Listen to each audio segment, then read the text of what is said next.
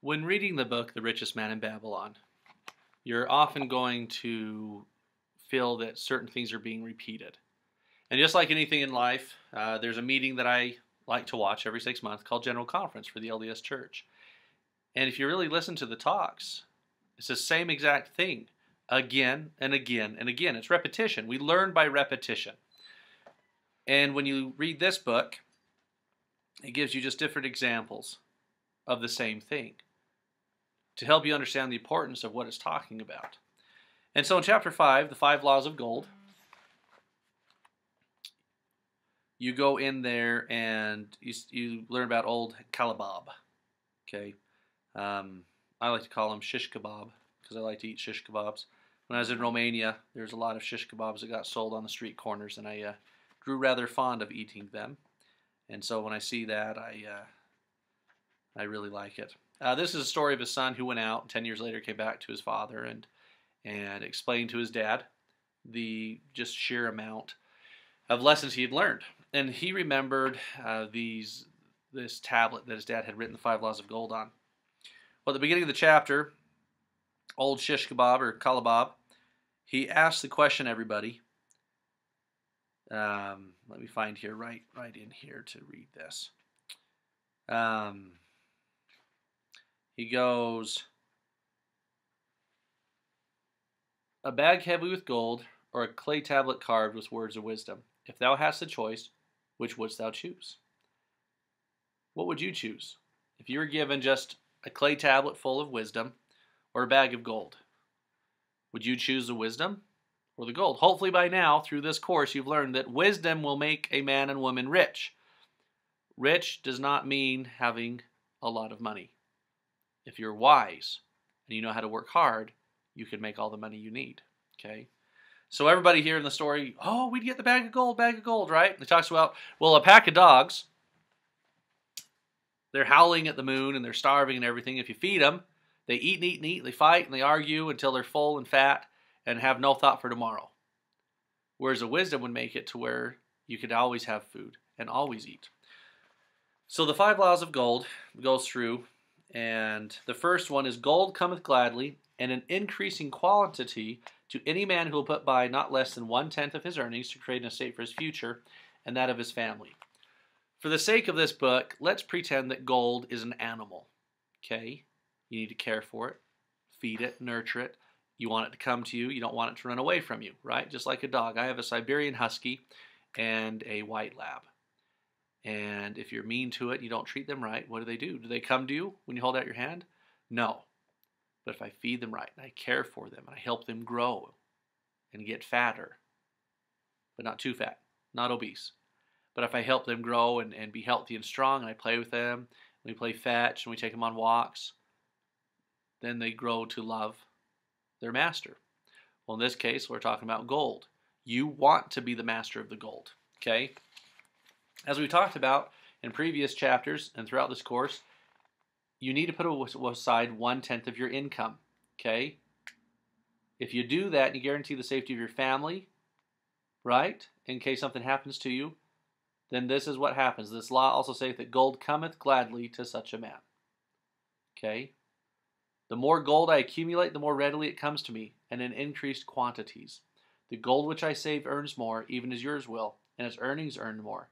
And this is the working of the first law. The second law, gold laboreth diligently and contentedly for the wise owner who finds for it profitable employment, multiplying even as the flocks of the field. So once again, thinking of your gold as a being, right? It wants to work. Gold wants to work and multiply. So find it a good place, okay? And as the years go on, if it has good employment, the gold will increase in value. The third law of gold. Gold clingeth to the protection of the cautious owner who invested under the advice of men wise in its handling. We've talked about that before. You're not going to ask the brickmaker for advice on jewels. You're not going to ask about the stars from a bread baker, right? Gold will clingeth to you. What's cling? You know, it doesn't slide down your arm. It's going to grip and hold tight. And as much as I can shake, where does it go? Okay? Under the protection of the cautious owner. You're going to invest it, and you're going to protect it, right?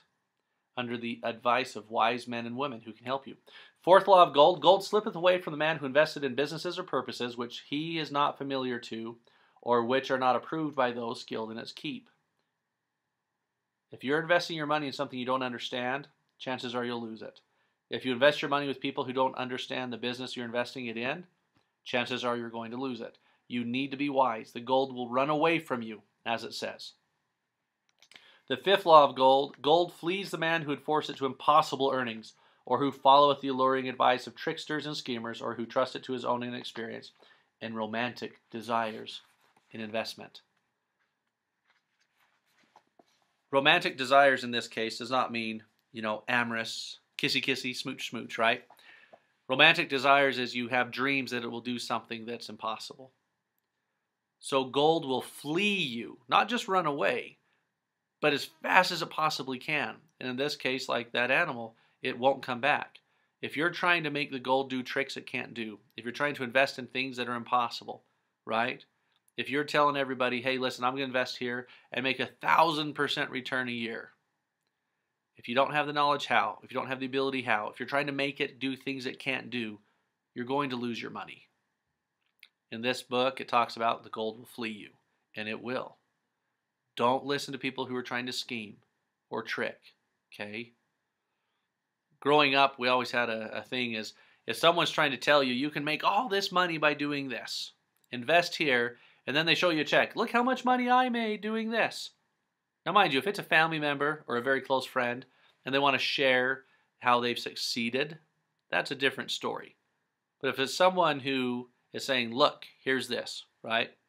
Or if they tell you, but a celebrity does it, and so that's why it's wildly popular, okay? Do your research. Like Ronald Reagan, trust but verify. You have to be so careful with your money, because as it grows, more people will come out of the woodwork and want to take it from you. They'll seem like your friend. They'll seem like they care about you. But just like in the example here, where the young man, he thought he had a sure bet on a horse and lost all of his, a lot of his money. The father laughed at that story. Well, come to find out, what happened is the guys who were telling him about the bet were part of a scheme with the guy who ran the horse. I might also add in, it doesn't talk about it in the book here, but when you invest your money, prayerfully consider what you need to do with it, okay? I truly believe that if you are living right and you're trying to do good and you're doing the research, there's a saying I like to say that, pray like it's up to you, or pray like it's up to the Lord, and work like it's up to you. Does that make sense? So you're going to put in all the work, all the due diligence, and do everything you can, and then you're going to pray that your Father in heaven is going to help you achieve it. So if you're doing the research and you feel that you have found a good investment, prayerfully consider if it's the right thing for you. And once again, never, ever, ever invest money that you cannot afford to lose.